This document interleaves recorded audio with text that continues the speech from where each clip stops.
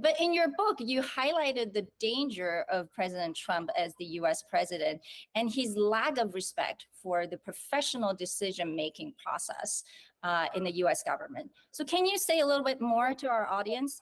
I think an important achievement of the Trump administration is the fact that we consolidated a view, certainly within the United States government and arguably within the country, that China is certainly a strategic competitor. I argue that they are an adversary and that we needed a completely different approach, that continuing to engage the way we was just not fruitful. It was being used against us.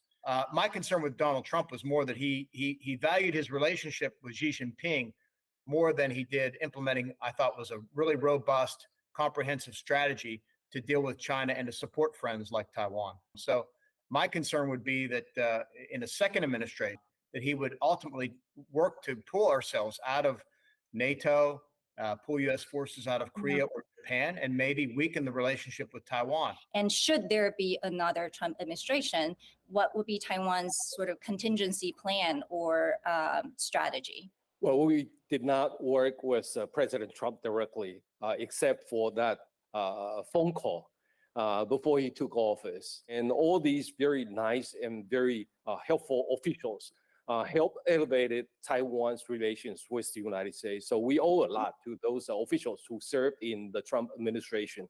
And our relations with the United States is that we try to build friendship with both parties. And on the Capitol Hill, we got tremendous support from both sides of the aisle.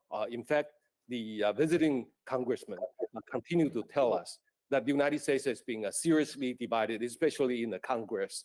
But when it comes to Taiwan, they are united.